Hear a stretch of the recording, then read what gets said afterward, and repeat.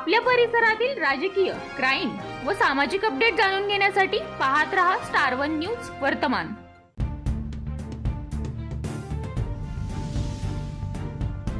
यश संपादन करण्यासाठी परिश्रम घ्यावेच लागेल। दीपक पवार विटा येथील बळवंत महाविद्यालयामधील शुभचिंतक कार्यक्रमामध्ये बोलताना दीपक पवार, उपप्राचार्य विष्णू मस्के, पत्रकार दिलीप गायकवाड, प्राध्यापक सर्जेराव सावंत आदी मान्यवर उपस्थित होते। विद्यार्थ्यांनी गुरुजनांच्या मार्गदर्शनानुसार वेळेचे अचूक नियोजन करून कठोर परिश्रम केल्यास जीवन घडते।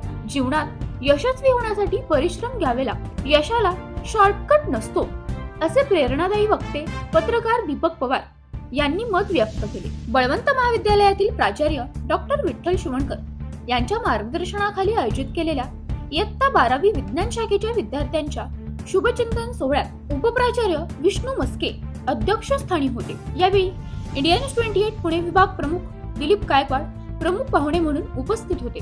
पवार पुढे म्हणाले, विद्यार्थ्यांनी विद्यार्थी दशेतच आई वडील व गुरुजनांचा आदर्श ठेवून कठीण परिस्थितीवर मात करून वेगवेगळ्या क्षेत्रात नावलौकिक कमवावे। त्यासाठी वैज्ञानिक, लेखक, विचारवंत, समाज सुधारक यांचे आदर्श डोळ्यासमोर ठेवावे। उपप्राचार्य विष्णू मस्के म्हणाले, सध्या सर्व क्षेत्रात प्रचंड स्पर्धा असून स्वकष्टाने स्वतःला सिद्ध केल्याशिवाय भावी जीवन घडत नसून विद्यार्थ्यांनी ध्येय निश्चित करून भावी वाटचाल करावी, तरच जीवनात यशस्वी होता येते। सर्जेराव सावंत यांनी प्रास्ताविक केले। अनुराधा सुरवसे यांनी सूत्रसंचलन केले। प्राध्यापक महेश बाबर, राणी लोहकरे, वर्षाराणी बर्गे, दिलीप गायकवाड, विद्यार्थिनी आनंदी चोते, वैष्णवी गुरव, रचिती चौगुले, शुभांगी जगदाळे, संचिता सावंत, रोहिणी निकम, सानिका पवार यांनी मनोगत व्यक्त केले। यावेळी सत्यभामा जाधव, प्रवीण जाधव, ओंकार शिंदे, सागर सावंत, भाऊसाहेब हसबे,